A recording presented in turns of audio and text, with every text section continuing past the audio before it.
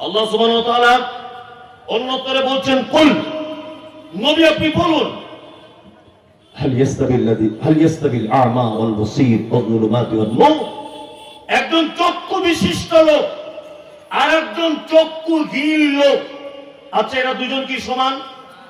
একজন অন্ধ, চোখে দেখতে পায় না, আর একজন চোখে দেখতে পায়। এরা দুজন কি সমান? কখনো সমান হতে পারে না। আল্লাহ সুবহানাহু ওয়া তাআলা তিনি কথা বলছেন, কুল, নবী আপনি বলুন, হাল ইয়াস্তাবিল আ'মা ওয়াল বসীর ওয়াল-যুলুমাতি ওয়ান-নূর।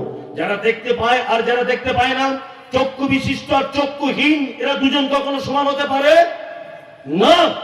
এখানে চক্ষুহীন আর দৃষ্টিহীন আর দৃষ্টি সহ কাদেরকে বোঝানো চাওয়া হচ্ছে? সেটা হচ্ছে এই যাদের ভিতরে দ্বীনের জ্ঞান নেই, যাদের ভিতরে কোরআনের জ্ঞান নেই, রবের পরিচয়ের জ্ঞান যাদের ভিতরে নেই, তারা কি কি অন্ধ। অন্ধ না? সারা পশ্চিম বাংলায় অনেক মাদ্রাসা আছে, আছে না? আছে। আচ্ছা, মাদ্রাসাগুলো থেকে কি করা হয়? দ্বীনের আলো সমাজে ছড়িয়ে দেওয়া হয়, এটাই তো মাদ্রাসার কাজ। হ্যাঁ হ্যাঁ, কিন্তু আমাদের এই জায়গাগুলো কোরআনের আয়াতটা যদি একবার ফিট করেন তাহলে খুব বড় আফসোস লাগে।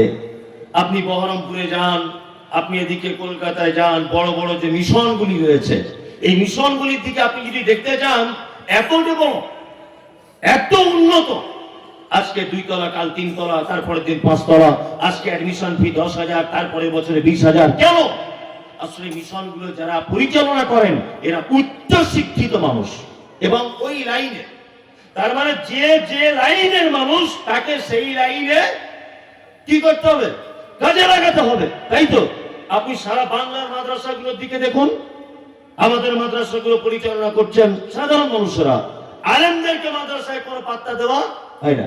আপনি একটা মাদ্রাসা সারা বাংলাতে আপনি দেখান যে মাদ্রাসাগুলির সভাপতি বা যে মাদ্রাসার কেশিয়ার, যে মাদ্রাসার সেক্রেটারি একজন যোগ্য আলেম, একজন শাইখুল হাদিস, উচ্চ জ্ঞান সম্পন্ন মানুষ আপনি দেখতে পাবেন না। হ্যাঁ, উচ্চ জ্ঞানী মানুষ আছেন, শিক্ষিত মানুষ আছেন, তবে তিনি ওই লাইনের লোক নয়। কি বলছি বুঝতে পারছেন না? আল্লাহর ভাষা যারা কোরআন জানে না তারা কি? হ্যাঁ, অন্ধ। আমি মুমতাজুল ইসলাম চোখে দেখতে পাই না, আমার হাতে একটা 5 ব্যাটারি লাইট দেওয়া হলো, দিয়ে যদি বলা হয় যে এই লোকটাকে মেন রাস্তা পর্যন্ত তুলে দিয়ে এসো তো ভাই, আচ্ছা বলুন তো, আমি অন্ধ, আমার হাতে লাইট দিলে কোনো কাজ হবে? হ্যাঁ, কাজ হবে? হবে না। কোশ্চেন কেন কাজ হতে পারে না? মাদ্রাসা থেকে দ্বীনের আলো জ্বলবে, কোনায় কোনায় দ্বীনের আলো প্রচার হবে। যেখানে দ্বীনের আলো যেখান থেকে বার হবে, সেইটা যদি আলোওয়ালা লোককে, চোখওয়ালা লোককে যদি না দেওয়া হয়, সেখান থেকে আর আলো আশা করা যায় না, কখনোই যায় না। খুব সাবধানে থাকবেন। বিনীত অনুরোধ, সারা বাংলায় যত প্রতিষ্ঠান রয়েছে, এই প্রতিষ্ঠানগুলিকে আবার পুনরায় ঢেলে সাজাতে হবে, আলেম ওলামাদের ডিপার্টমেন্টে দিতে হবে, আপনারা সহকারী হিসাবে পাশে থাকবেন।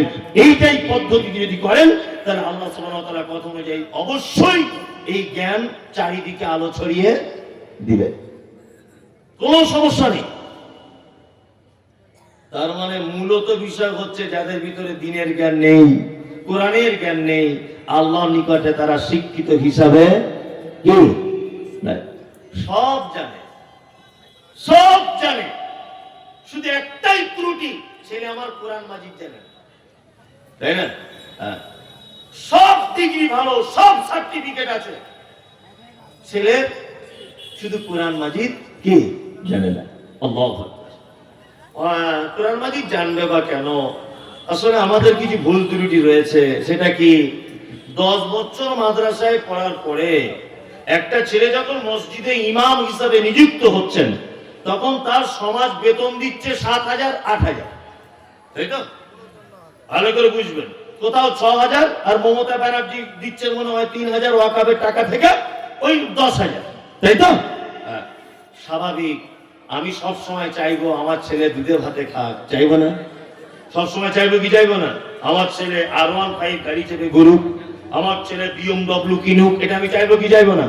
তাই একটা বাপ যদি দেখে যে একটা মসজিদের ইমামের বেতন 7,000 বা 8,000, তাহলে বলুন এই বাপ স্বতঃস্ফূর্ত ভাবে সে তার বাচ্চাকে মাদ্রাসায় দিতে চাইবে? চাইবে না। ওর বাপ সবসময় চাইবে 2 কাঠা জমি বিক্রি হলেও বড় একটা মিশনে ভর্তি করি, ছেলে যদি ডাক্তার হয় অন্তত সারাদিনে 10টা রুগী দেখলে অন্তত 2,000 করে ফি হলে 20,000 টাকা হয়ে যাবে। ভাবছে কি ভাবছে না? ভাবুন ভাবুন, কোনো সমস্যা নেই। তবে কিয়ামতের মাঠের অবস্থাটা আপনার বলি, একদম গল্পের আকারে বলছি যাতে আপনার বুঝতে সুবিধা হয়। কিয়ামতের মাঠে আল্লাহ সুবহানাহু ওয়া তাআলা একজন কোরআনের হাফেজকে ডাকবেন, এই তুমি এসো। একজন আলেমকে ডাকবেন, তুমি এসো, একটা কোরআন তেলাওয়াত করো তো। কোরআন তেলাওয়াত করো। ও তেলাওয়াত করবে আলহামদুলিল্লাহি রাব্বিল আলামিন, তেলাওয়াত করো। তুমি এক কাজ করো, তুমি মর্যাদার একটা স্থানে পৌঁছে যাও, অর্থাৎ জান্নাতের এক তলার উপর উঠে যাও। তার আয়াত যেখানে শেষ হবে সেখানে তার কি থাকার জায়গা হবে। আচ্ছা, সারা পৃথিবীর এই মুহূর্তে সব থেকে বড় উচ্চ বিল্ডিং এর নাম কি? বুর্জ খলিফা, তাই না? কত? 200-300 তলা, 500 তলা হবে? 2000 তলা হবে? হবে না? 5000 হবে না, তাই না? ওই বিল্ডিং আমার আপনার মতো চাষিবাসী মানুষ ওঠার চান্স পাবে না। তো ধারে পাশে গেলেই তো আপনাকে মেরে ঠাং ভেঙে দেবে। আমার আপনার মতো লোক ওখানে যাবে কারা? কোটিপতি মানুষ, শিল্পপতি মানুষ, তারা যাবে বিভিন্ন কাজে, বিভিন্ন দরকারে। আমার আপনার মতো চাষিবাসী মানুষের কোনো কি পাত্তা নেই, আছে? এইবার আপনাদেরকে বলি, আল্লাহু আকবার, এই বাস্তব চিত্রগুলো কে বলবে? স্কুল মাস্টার 1.5 লাখ টাকা ছিল বেতন পেত, ডাক্তার ছেলে 65,000 টাকা বেতন পেত, আর মানে বাড়ি ঘর দোর সাংঘাতিক ব্যাপার, মানে এসি, ফ্রিজ, টিভি, গিজার সমস্ত কিছু ভর্তি, মারা গেল। আর রিক্সা চালায় সাইফুদ্দিন ভাই, ওর ছেলেটাও মারা গেল। এখন ঘটনা হচ্ছে সাইফুদ্দিন তার ছেলেকে হাফেজ করেছিল আর এই ডাক্তার করেছিল, অনেক টাকা পায় বলে। কিয়ামতের দিন আল্লাহ তাআলা সাইফুদ্দিনকে বলবে, এই সাইফুদ্দিন কোরআন তেলাওয়াত করো। ও একবার করে তেলাওয়াত করবে করবে করবে একেবারে উচ্চতে। কত? 6000 পবিত্র আল কোরআনের আয়াতের পরিসংখ্যানে অনেক রকমের মত রয়েছে। কেউ বলছে 6666টা, আর কেউ বলছেন 6236টা। তা আমি 6236টা এই কারণে বলছি যে আমাদের অনেক সহিহ আকীদার বড় বড় আলেমরা ওনারা বইয়ের ভিতরে লিখেছেন, এই জন্য আমি 6236টাকে নিলাম। 6636টা ভুল এটা আমি বলবো না, তবে আমি 6236টাকে নিলাম। কি বললাম বুঝলেন? 6236টা যদি পবিত্র আল কোরআনের আয়াত যদি হয়, তাহলে একটা হাফেজ, একজন আলেম কোথায় থাকবে? 6236 তলার উপরে। এইবার স্কুল মাস্টারকে ডাকা হবে, তুমি বলো। আমি তো কিছু জানি না। A for apple, B for ball, C for cat, D for dog. বাম দিকে দাঁড়াও, বাম দিকে দাঁড়াও তুমি।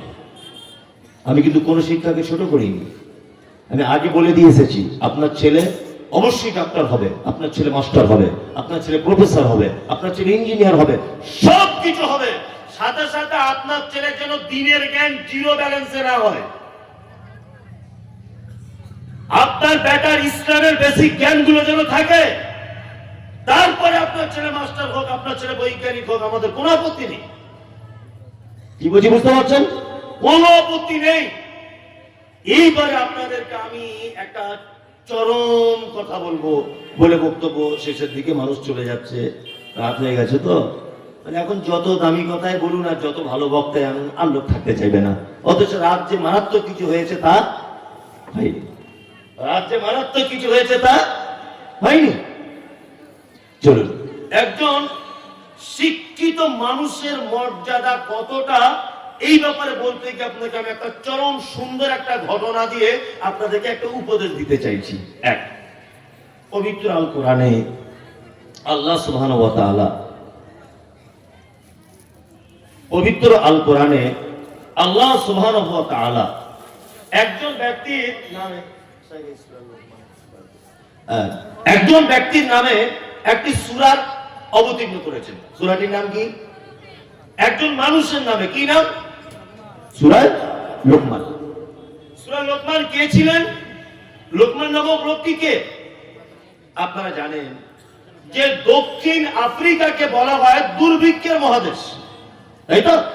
এই দক্ষিণ আফ্রিকার একটি শহরের নাম হচ্ছে হাবাসা, যেটা আমরা হযরতে বেলালের সম্পর্কে বলি হাবশি দেশের মানুষ। আসলে জায়গাটার নাম হাবশি নয়, হাবাসা। বর্তমানে যার নাম হচ্ছে ইথিওপিয়া। কি বললাম বুঝলেন? এই ইথিওপিয়া নামক জায়গাতে জন্মগ্রহণ করেছিলেন কে? হযরতে লোকমান। আল্লাহু আকবার। হযরতে লোকমান জন্মগ্রহণ করেছিলেন কোথায়? ইথিওপিয়া। পেশায় তিনি কি ছিলেন? না, পেশায় তিনি বকরি চড়াতেন ছোটতে। তারপরে তিনি কি করতেন? না, তারপরে তিনি কাঠের ফার্নিচারের ভালো মিস্ত্রি ছিলেন। যদি বলছেন এগুলো আপনি কোথা থেকে বলছেন, তাফসীর ইবনে কাসির খুলে দেখুন, একদম এই কথাগুলি আপনি পেয়ে যাবেন। উনি এত জ্ঞানী মানুষ ছিলেন, এত জ্ঞানী মানুষ ছিলেন লোকমান। একদিন উনি বকরি চড়িয়ে বাড়ি এসেছেন।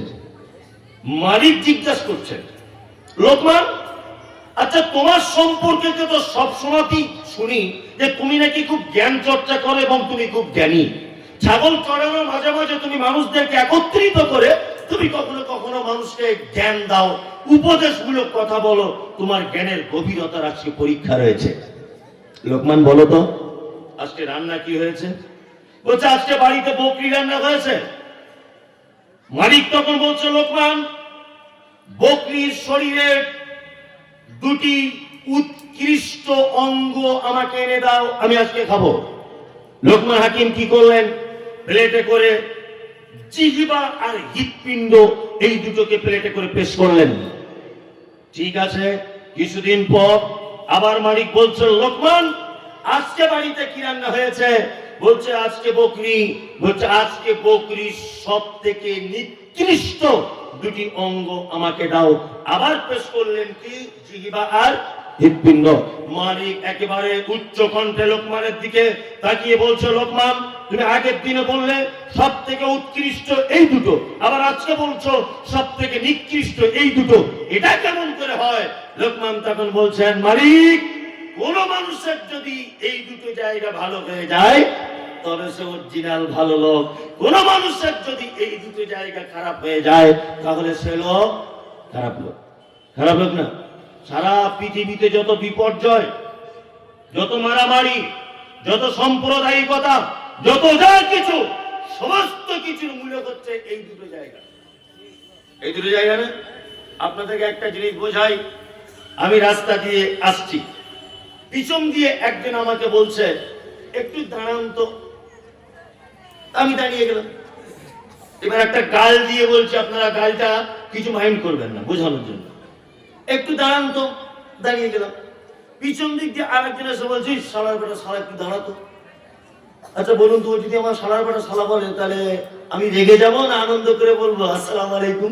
কোনটা? রেগে যাবো। রেগে গিয়ে ঘুরে ঠাস করে একটা মারবো।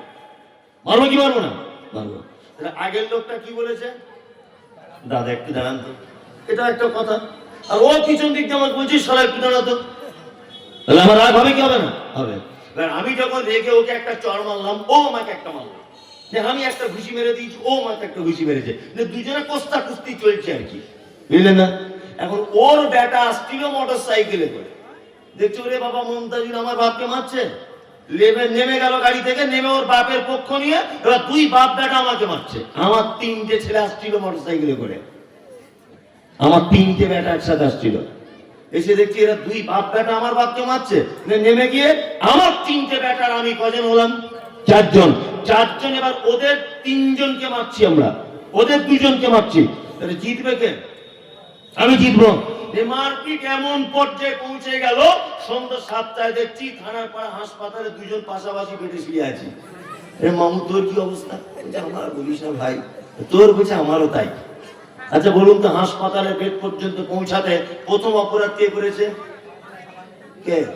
এই যে দাদা একটু দাঁড়ান, শালা একটু দাঁড়ান, দুটোর মধ্যে ডিফারেন্স নেই? আছে? আছে। কি বললাম বুঝলেন? আর কিছু মানুষ আছে তাদের এই জায়গাটা খুব অসুখ। ওই জন্য আল্লাহ সুবহানাহু ওয়া তাআলা পবিত্র আল কোরআনের ভিতরে বলছেন, ওয়া মিনান নাসি মান ইয়াকুলু আমান্না বিল্লাহ ওয়া বিল ইয়াউমিল আখির ওয়া মা হুম বিমুমিনিন। কিছু মানুষ রয়েছে তারা আপনার কাছে এসে বলবে আমরা আখিরাতের প্রতি ঈমান রাখি, আল্লাহকে বিশ্বাস করি, কিয়ামতকে বিশ্বাস করি, সবকিছু করি, তারপর আল্লাহ তাআলা তাদের ব্যাপারে বলছেন ওয়া মা হুম বিমুমিনিন, একদম তারা মুমিন নয়, তারা সব কি মুনাফিক। আর মুনাফিক লোকের সবথেকে বড় একটা চিহ্ন, হাদিসের পরিভাষায় বাহ্যিক দৃষ্টিতে তার 4টে গুণ আছে। কটা? 4টে, তাই তো? 3টে একটা হাদিসে, আর একটা হাদিসে একটা শব্দ বাড়ানো আছে, ঝগড়া হলে গালাগালি করে। যাই হোক, মুনাফিকের এটা হাদিসের দৃষ্টিতে, বাহ্যিক দৃষ্টিতে একটা মুনাফিক চিনতে গেলে কটা গুণ? 4টে, তাই তো? কিন্তু আভ্যন্তরীণ অনেক গুণের ভিতরে একটি গুণ রয়েছে মুনাফিকের। মুনাফিকের এই জায়গাটা খারাপ। কিছু লোক আছে না, দেখবেন আসসালামু আলাইকুম, মৌলভী সাহেব আপনার মতো লোক হয় না। কি বললাম বুঝলেন? আপনার মতো লোক হয় না। এই কথাটা বললো কখন? ফজরের নামাজ পড়ে। ফজরের নামাজ পড়ে ইমাম সাহেবকে বলছে, সত্যি এর আগে যত ইমাম সাহেব হয়েছে আপনার মতো কোরআন তেলাওয়াত আল্লাহু আকবার এত মধুর লাগে, খুব পছন্দ আমার।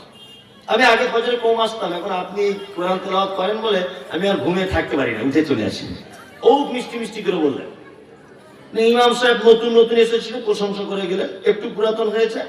একদিন হঠাৎ করে ওর ছেলের পাতলা পায়খানা কাউকে কমিটি না জানিয়ে বাড়ি চলে গেছে, কাউকে জানাতে পারিনি। ছেলের অবস্থা খারাপ, পাতলা পায়খানা, সিলাইন চলছে, কাউকে বলার সুযোগ পাইনি। যে লোকটা ফজরের নামাজের পর ইমাম সাহেবের প্রশংসা করছিল, কি বললাম বুঝলেন?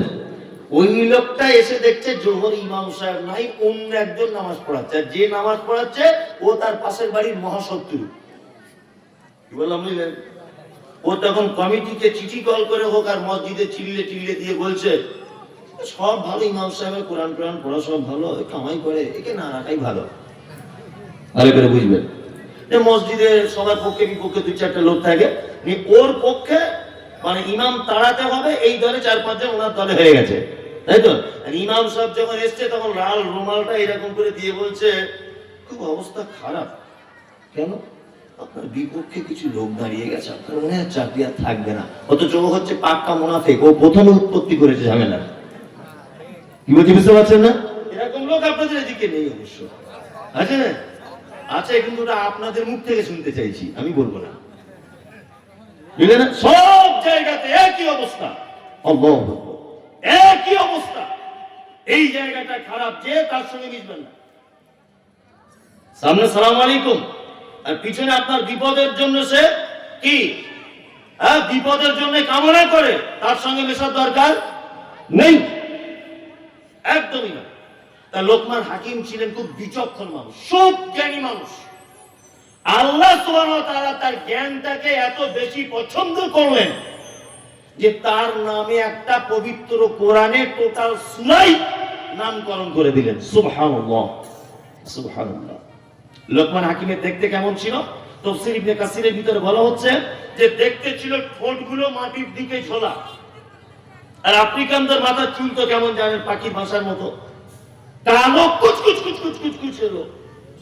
তার মানে এর থেকে বোঝা যায় মানুষের সম্মান বংশের কারণে বাড়ে না, মানুষের সম্মান তার রূপের কারণে বাড়ে না, মানুষের সম্মান তার অর্থের কারণে বাড়ে না, মানুষের সম্মান তার আভিজাত্যের কারণে বাড়ে না, মানুষের সম্মান বাড়ে তার শিক্ষাতে। তার দৃষ্টান্ত পৃথিবীর অতুলনীয় ব্যক্তি, যার নাম আল্লাহ সুবহানাহু ওয়া তাআলা পবিত্র আল কোরআনে বর্ণনা করেছেন। তিনি কে? লোকমান। দেখতে কালো কুচকুচে, ঠোঁট মোটা, ভুরু মোটা, চোখের মাথার চুল পাখির বাসার মতো, কিন্তু আল্লাহ সুবহানাহু ওয়া তাআলা এত মর্যাদা দিয়েছে তার জ্ঞানকে যে তার নামে একটা সূরা পর্যন্ত অবতীর্ণ করে দিয়েছেন। কি বললাম বুঝলেন? তার মানে জ্ঞানী মানুষ কানা হলেও তার মর্যাদা কি? জ্ঞানী মানুষ ছেঁড়া জামা পরে থাকলেও তার মর্যাদা কি? আছেই। কিন্তু আমরা কি করি? ছেঁড়া জামা পরে জ্ঞানী মানুষকে 10 পয়সা দাম দিই না, সেইরকম কোট আর বুট পরে আর ফক সেন মেরে এসেছে, বলছে প্রধান অতিথির আগমন, শুভেচ্ছা, স্বাগত। মানে বম মারলেও আলিফ বা বার করতে পারবে না। সমাজে চলছে না এগুলো? হ্যাঁ, প্রধান অতিথিকে না অমুক শিল্পপতি, লেখাপড়া জানে না, টাকা আছে অনেক। হচ্ছে কি হচ্ছে না? অথচ শিক্ষিত মানুষরা বসার জায়গা পায় না স্টেজে। ওইদিকে বসে আছে কি করে, কি করবে, কিছু করার নাই। হচ্ছে কি হচ্ছে না? সমাজ ব্যবস্থা আমাদের এই। শিক্ষিত মানুষদের মর্যাদা স্বয়ং আল্লাহ দিয়েছেন। আপনি দিলেন কি আর না দিলেন কি, আপনার মর্যাদায় গোলাম হোসেন 10 পয়সাও দাম নাই। আল্লাহ দিয়েছেন মর্যাদা। এই যে লোকমান হাকিম যে জ্ঞানী, তার কোন জ্ঞানটাকে আল্লাহ সুবহানাহু ওয়া তাআলা পবিত্র কোরআনে লিপিবদ্ধ করেছেন, এটা আমাদের জানা লাগবে। লাগবে কি লাগবে না? লাগবে। এবং তিনি ওনার বেটাকে যে শিক্ষা দিয়েছিলেন, এই শ্রোতা যত আছেন আপনাদের কাছে বিনীত অনুরোধ, আজকের বাড়ি গিয়ে আপনি আপনার পরিবারকে, আপনি আপনার বেটাকে সেই জ্ঞান বিলিবন্টন করবেন ইনশাআল্লাহ। ইনশাআল্লাহ বলুন, ইনশাআল্লাহ। লোকমান হাকিম তার বেটাকে যে জ্ঞানের কথা বলেছিলেন, আর আল্লাহ যে জ্ঞানকে ভালোবেসে কোরআনে লিপিবদ্ধ করেছেন, ওই শিক্ষাগুলো আমি আপনাদের কাছে দিয়ে যাচ্ছি। আপনার বেটাকে পৌঁছে দেওয়ার জন্য বিনীত অনুরোধ করছি। এক, আল্লাহ তাআলা বলছেন, ওয়াইদ ক্বালা লুকমানু লিইবনিহি ওয়া হুয়া ইয়াইদুহু ইয়া বুনাইয়া লা তুশরিক বিল্লাহ ইন্নাশ শিরকা লাযুলমুন আযীম। বুনাইয়া, লোকমান হাকিম তার বেটাকে ডেকে বলছেন, বেটা, পৃথিবীতে যা করো করো, পৃথিবীতে যত পাপ আছে জানো, পৃথিবীতে যত অপরাধ আছে জানো, সব থেকে বড় অপরাধ, সব থেকে খাতারনাক ভয়াবহ অপরাধ, তার নাম শিরক। কখনো ভুল করে শিরক করে দিও না। নিশ্চয়ই শিরক বড় অত্যাচার, বড় জুলুম। তার মানে আমাদের জীবনের সব থেকে বড় শিক্ষা হচ্ছে এই, যে আমাদের প্রত্যেক পরিবারকে শিরক মুক্ত পরিবার গড়ে তুলতে হবে। এটাই আপনার জীবনে আজকে প্রথম শিক্ষা। শিরক মুক্ত কি করতে হবে? পরিবার গড়ে তুলতে হবে। শিরকের সঙ্গে আপনার পরিবার কখনো আপোষ করবে না, আর আপনিও কোনোদিন করবেন না। শিরক বোঝেন তো? কি কি বলুন তো, আপনি সেই থেকে মাথা নাড়ছেন, বলুন। আল্লাহর সমকক্ষ অন্য কাউকে তৈরি করা। আল্লাহর সমকক্ষ অন্য কাউকে তৈরি করা, তাই তো? হ্যাঁ, আমি একদম পাড়া গ্রামের ভাষায় বলে দিচ্ছি শিরক কাকে বলে, আপনার আরো সুবিধা হবে বুঝতে। আল্লাহর যে ক্ষমতা আছে, এই ক্ষমতা পৃথিবীর অন্য কারো আছে, এটা মনে করা কি শিরক। কি বললাম বুঝলেন? আল্লাহর যে ক্ষমতা আছে, এই ক্ষমতা অন্য কারো আছে, এটা মনে করা শিরক। আরে মানুষ শিরক বোঝা তো দূরের কথা, লা ইলাহাটাই বুঝে না। শিরক তো অনেক দূরের কথা। কি বললাম বুঝলেন? লা ইলাহা, এইটাই মানুষ বোঝে না। আল্লাহু লা ইলাহা ইল্লাল্লাহ মানে কি? আল্লাহ ছাড়া কোনো মাবুদ নেই। মালিক বলেছেন, যা করেছেন তাই, তাই না? এর মানের পরিপূর্ণতা লাভ হয়নি। লা ইলাহা ইল্লাল্লাহ, আল্লাহ ছাড়া, এখানে মানে করতে হবে আল্লাহ ছাড়া কোন সত্য উপাস্যক নেই।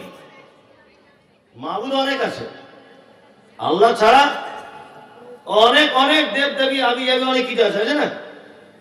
কিছু লোকের দেব দেবী আছে, কিছু লোকের মরা মানুষের কবর আছে, কিছু লোকের গাছতলা আছে, কিছু লোক ঘোড়া তৈরি করে তার সামনে চালিয়ে যাচ্ছে, যাচ্ছে না স্যার?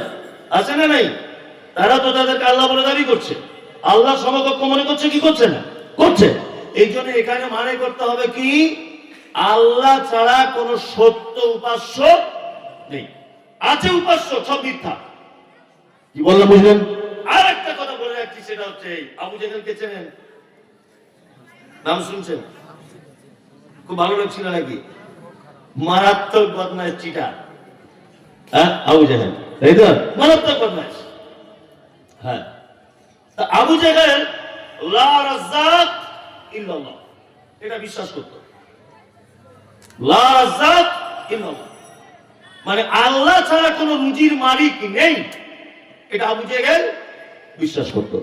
লা খালাকা ইল্লাল্লাহ, আল্লাহ ছাড়া কোন সৃষ্টিকর্তা নেই, এটা বিশ্বাস করত কে? আবু জেহেল। রাত দিনের বিবর্তনের মালিক কে? আল্লাহ। এটা বিশ্বাস করতো কে? আবু জেহেল, তাই না? আবু জেহেল একটা জিনিস বিশ্বাস করতো না, কি? লা ইলাহা ইল্লাল্লাহ, আল্লাহ ছাড়া কোন সত্য উপাস্যক নেই, এইটা আবু জেহেল বিশ্বাস করতো না। আবু জেহেল বলতো, মোহাম্মদ আল্লাহ সব ক্ষমতার মালিক, এটা আমি জানি, তবে তুমি যাই বলবে বলো, আল্লাহর কাছে ডাইরেক্ট পৌঁছানো যায় না। 360টা দেব দেবীর মাধ্যম দিয়ে আল্লাহর কাছে পৌঁছাতে হবে, ভায়া হয়ে যেতে হবে, তাই না? আমাদের বর্তমান মুসলমানদের কি এরকম আকীদা, এরকম বিশ্বাস আছে না নেই? আছে? বলছে আল্লাহকে ডাইরেক্ট ডাকা যাবে না, যতই হুজুর হও ভায়া হয়ে না ছাড়া হবে না। বলছে কি বলছে না? এটা কি আকীদা? কি শিরক আকীদা? আকীদাটা কি? শিরক আকীদা, একদম ভ্রান্ত আকীদা। আল্লাহু আকবার। এই কথা আমি অনেক জায়গাতে বলি, আবার আপনাদেরকে বলছি। আমি ভেলোরে যাব, চেন্নাই ডাক্তার দেখাতে যাব, আমি মূর্খ লোক, লেখাপড়া জানি না, অশিক্ষিত লোক। আচ্ছা বলুন তো, আমি কিন্তু অশিক্ষিত লোক, লেখাপড়া জানি না, হিন্দি বুঝি না, কোন ট্রেনে উঠতে হয় জানি না, তা আমি একটা লোক ভাড়া করে নিয়ে যাবো কি যাবো না? যাবো, যাবো। তাকে বলবো, ভাই তোকে 500 করে টাকা দেবো, তোকে খাওয়াবো, প্রতিদিন আমার সঙ্গে থাকবি, চিকিৎসাটা করিয়ে আনবি। তাহলে লোক দালাল ধরে যায় কখন?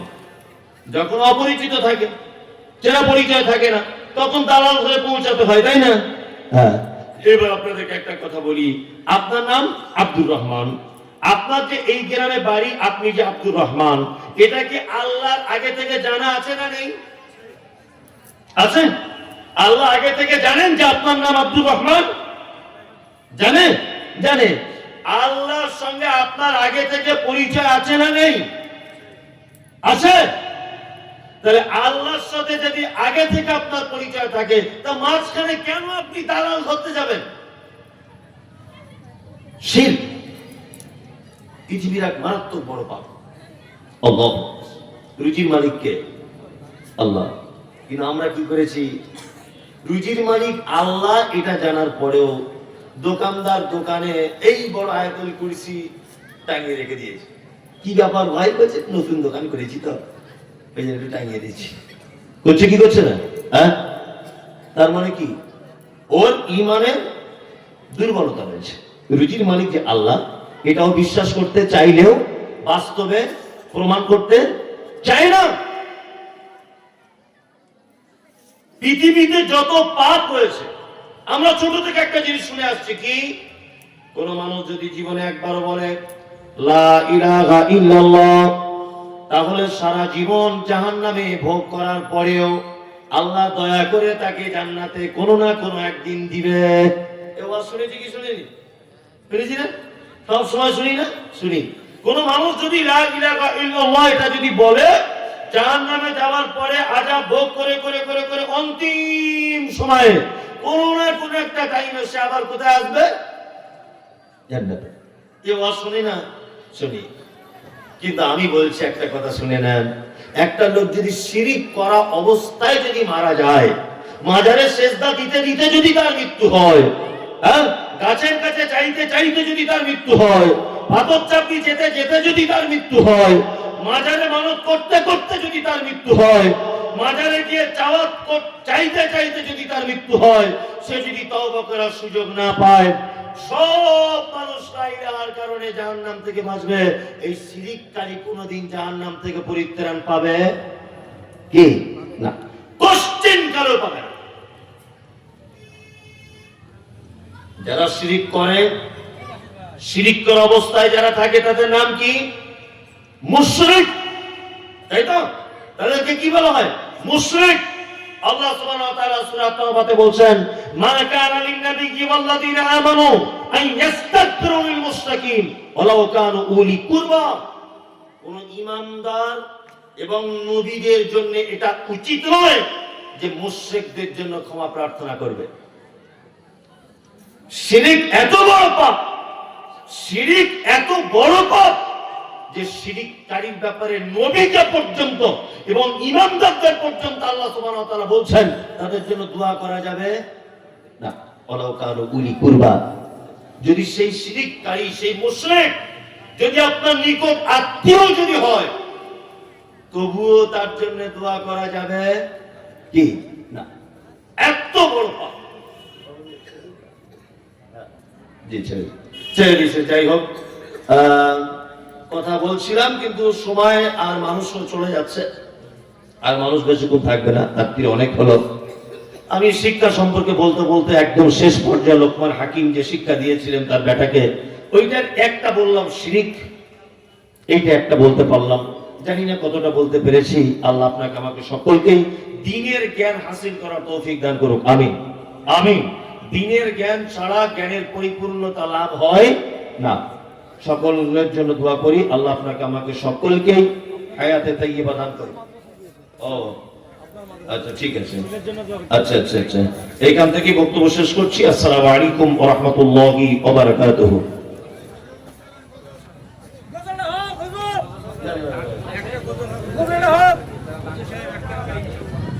এই 300 টাকা কি একজন আমাকে দিয়েছে? আপনার মাদ্রাসায়। ও, তাহলে এটা তুই রাখ, পরে দিবি না। তখন লোকে বললো মাদ্রাসার টাকা দিয়েছে, মেরে নিয়েছে। আরেক ঝামেলা, তুই ধর, তুই তোর কাছে। আমি কি দোয়া করবো? মসজিদ ভাঙার দোয়া যেটা সেটাই করবেন। যারা দান করেছে, আল্লাহুম্মা সাল্লি আলাইহি আল্লাহুম্মা বারিক আলাইহি, আল্লাহ তুমি তাদের মালে বরকত দাও, তাদের উপর রহম করো। এতটুকু।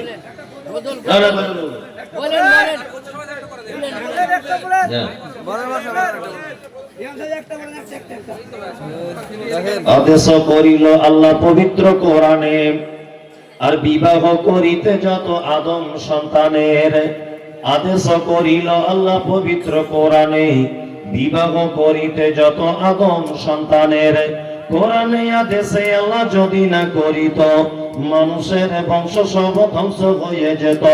কিন্তু গায়ে বর্তমানে হতেছে এমন, বেটির বিয়েতে বেটার বাপ নিচ্ছে কত পণ। কেউ সোনা দানা নিচ্ছে, কেউ টাকা করি, কেউ জমি জায়গা নিচ্ছে, কেউ নিচ্ছে বাড়ি। আবার কত ভাবছি বলে নিব না কপন, বেটা বেটি সাজিয়ে দিকি বিয়াই আপন। টাকার বেলায় সাধু সাজে, জমির বেলায় চোর। টাকার বেলায় সাধু সাজে, জমির বেলায় চোর। বর্তমানে বেটার বাপ এমনি হারামখোর। চোর লোকে চুরি করে অন্ধকার গলে, বেটার বাপ করে চুরি দিনের উজ্জ্বলে। হায়রে বেটার বাপ তুমি, হায়রে বেটার বাপ তুমি এমনি লোভী হলে, টাকার বদলে বেটা বিক্রি করিলে। থানার পাড়ার হাটে শুনি বিক্রি হয় পাঁঠা, পাঁঠার মতো বিক্রি করো তোমরা নিজের বেটা। হায়রে বেটার বাপ তুমি এমনি লোভী হলে, পাঁঠার মতো বেটা বিক্রি করিলে। তোর জন্য কত নারী বিষ পান করেন, কত নারী গলায় দড়ি দিয়ে ঝুলে পড়ে। এর জন্য কে বা দায়ী জানো বেটার বাপ? শত শত বেটির বাপরা দিচ্ছে অভিশাপ।